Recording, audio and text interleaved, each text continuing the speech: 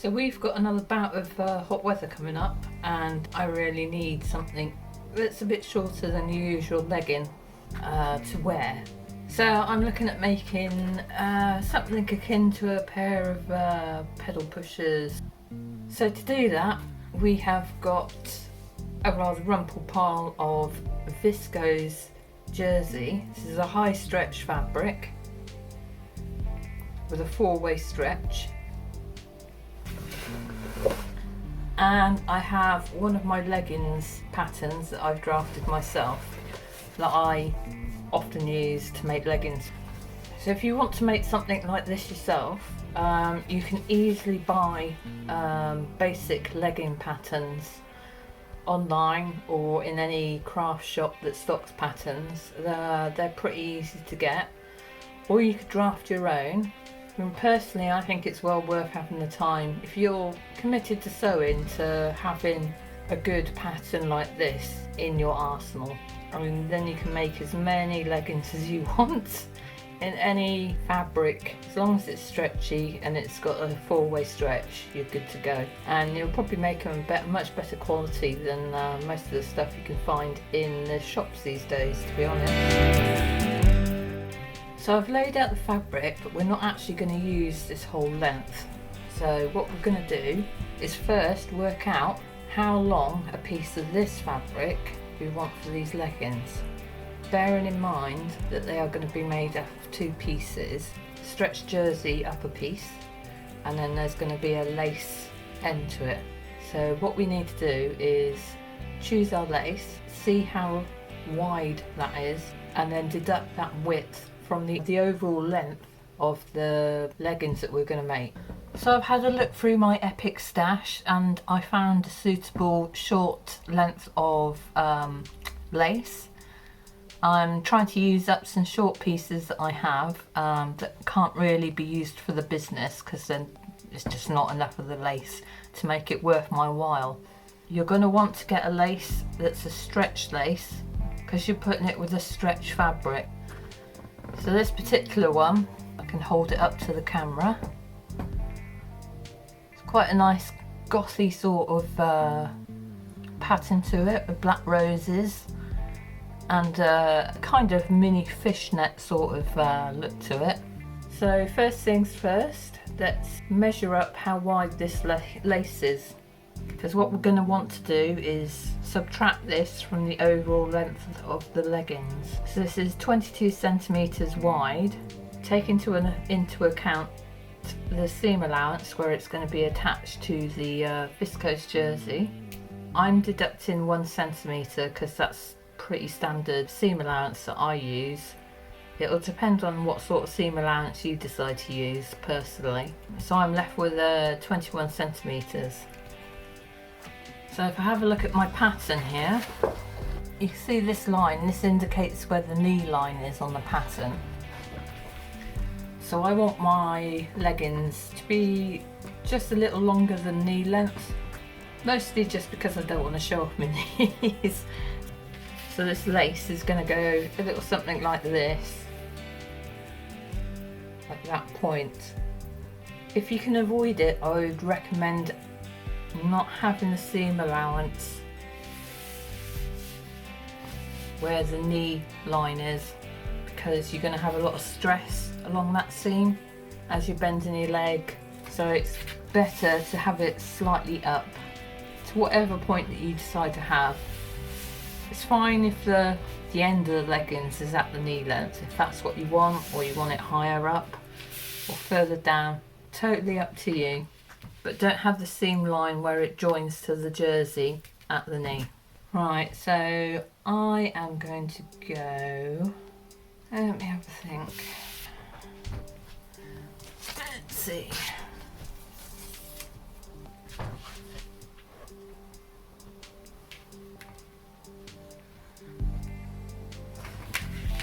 Okay, so I am going to go with a length of jersey that's about 10 inches or 25.5 centimeters from the crotch line. So I'm just marking this off on here.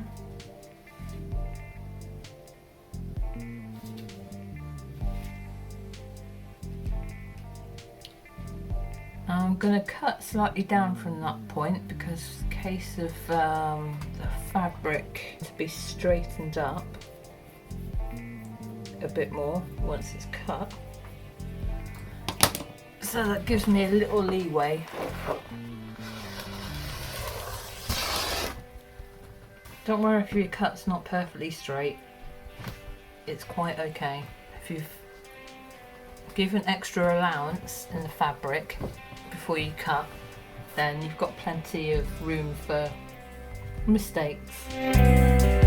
So once you've got your fabric straight and on the grain and ready to cut, I've doubled mine over, so as I cut this I will cut out 2 pieces in one go.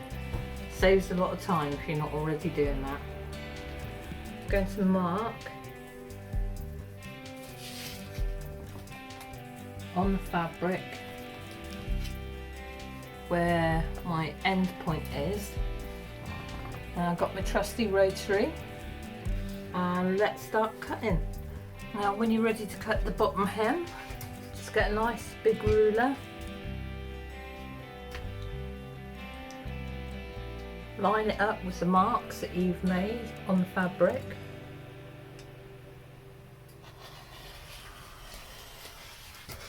Cut straight across.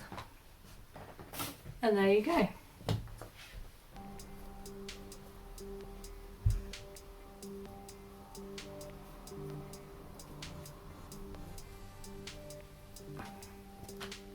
So let's move this out of the way for now. Now take your leggings pattern again and take your lace. I'm going to bring this a bit forward so you can see what I'm doing. So these are the points where we marked on the pattern where this join is going to be between the lace and the jersey. So I'm going to bring this up just slightly higher, roughly about what seam allowance you want, and then cut.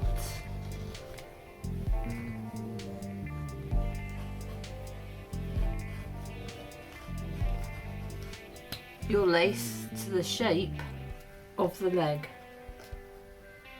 I'm going to stick a pin in here just to mark which edge is the front, and lay out your lace again.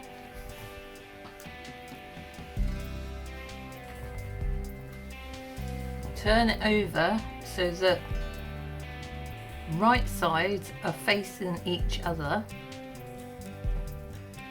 In this case, I would recommend that you are matching this up to the pattern. So flower to flower, flower to flower. And then with your rotary cutter, cut along the edge of the first piece that you cut. These annoying thin threads between this is lycra.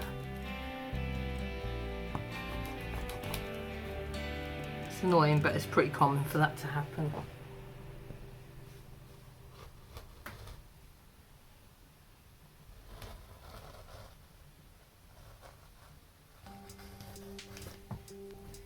Right, and with another pin I'm going to mark this front edge.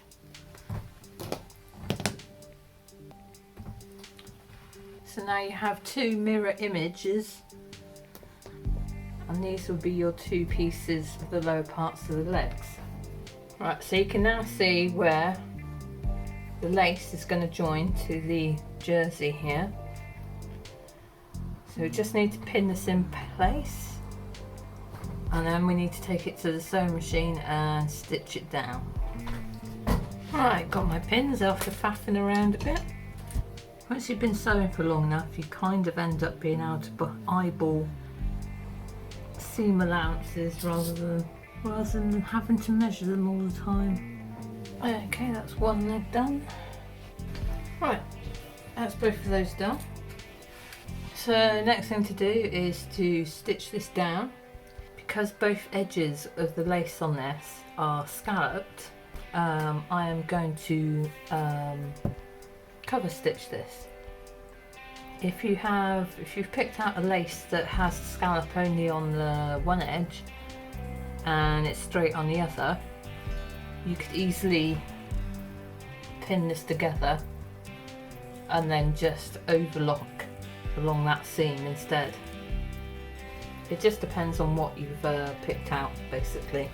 I mean, if you're using home machines, that'll probably be easier, but it's up to you. Both can be done on home machines. It's just different ways of doing it. Right, so this is my cover stitch machine. She's a wee beastie. And let's get stitching. If you're doing this with a home machine, obviously you're not going to have a cover stitch. So what you're going to want to use is a zigzag stretch stitch for this. Or if your machine has some other equivalent stretch stitch, then use that. All attached and now ready to turn into legs. You're on the home run at this point. Just be careful when you're lining up, or when you're pinning together the legs on this, that you line up your seam along here where the two pieces join. So you want that line there to line up with this there as well. Otherwise you're going to have your edges are not going to meet up, and it'll look a bit naff. And even though this is a fairly quick item to make, you don't want a bodge job. Not after you put this much effort into it. Don't waste good fabric by making silly mistakes. Right, so now that we've pinned everything in place, let's start stitching. Again, if you don't have a overlocker, just use a stretch stitch on your sewing machine.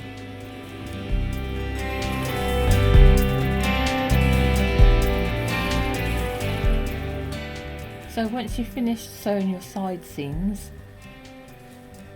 it's time to put both legs together to make your whole leggings. So both of your legs will be inside out. Take one of them, put your hand in, and then pull it back out so it's the right way out. So take your leg that is now the correct way out, and take your leg that is still inside out, and slide one inside the other. So you want your leg that is inside out to be on the outside, and the leg that is the correct way round to be on the inside. If you have them meet up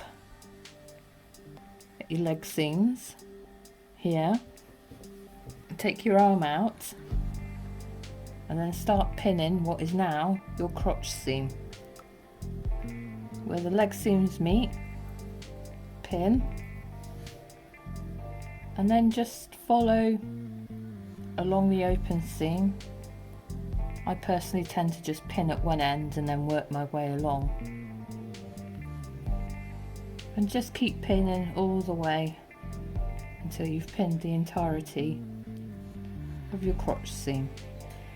And once you've got everything pinned, it's time to start sewing. Right, so now that your crotch seam is sewn, you can now turn your leggings the correct way out. So now that you've got a whole pair of leggings, the next step is to do the waistband, because otherwise these ain't going to stay up.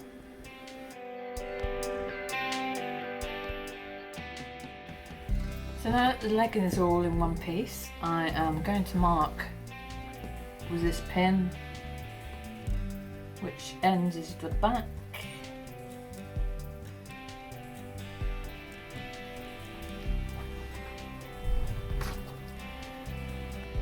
So for your elastic waistband, you want to measure around your natural waist, then take that number,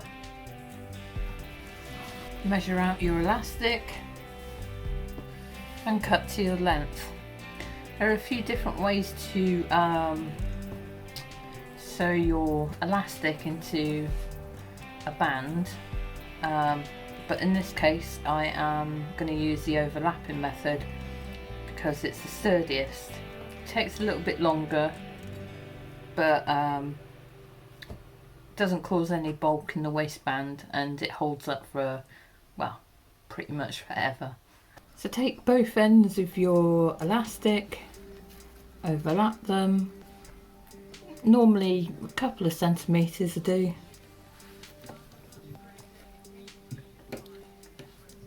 And then basically what you're going to do is you're going to sew a square and then a cross inside the square.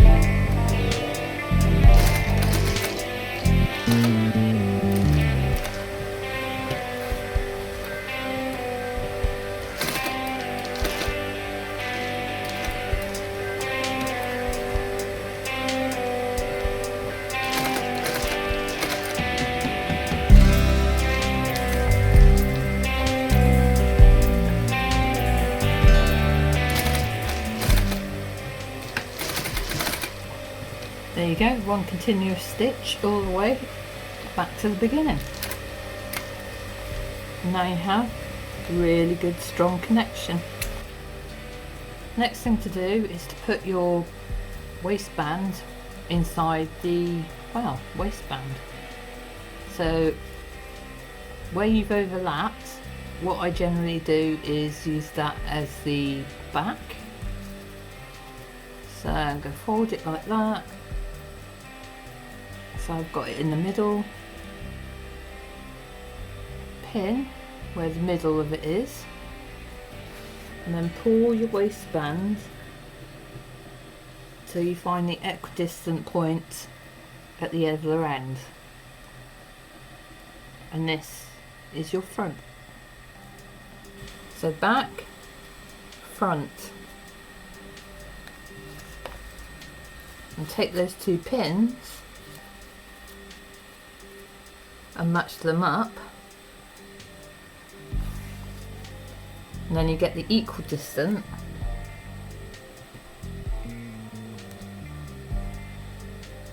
in there. Same again.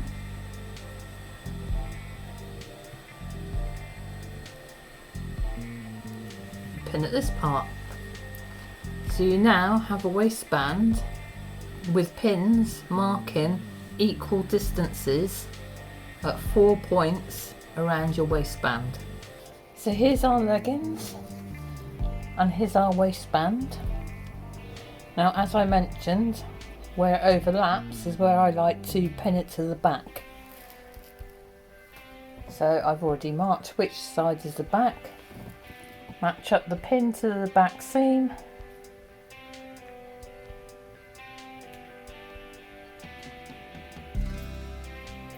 And pin in place. This is the front, so we'll pin this to the front seam. So this point is equidistant from the front and the back seam. So I'm just going to pop a pin in there just to mark it.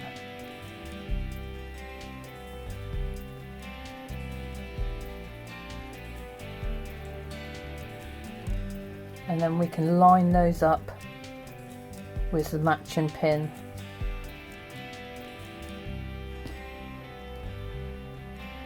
on the waistband and pin that into place. Do the same again.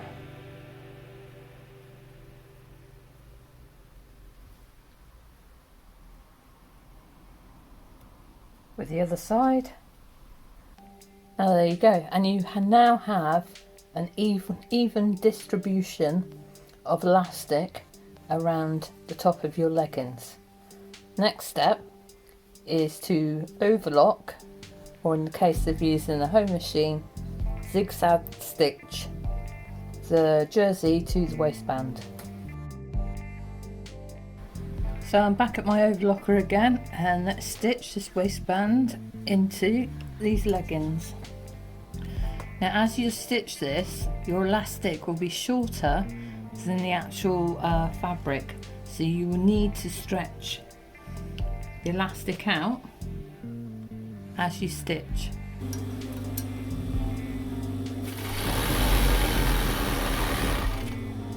So there you go, and you've now got an even gathering of the waistband of your leggings. Now at this point, flip over your waistband like this, so it should line up with your seams. Pin it, flip and pin,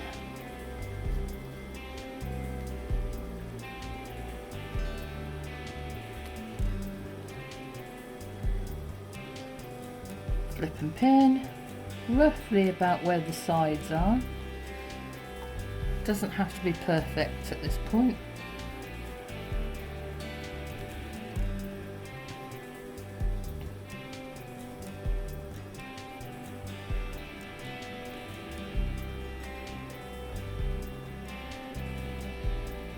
Just try and make sure that the grain matches up in a straight.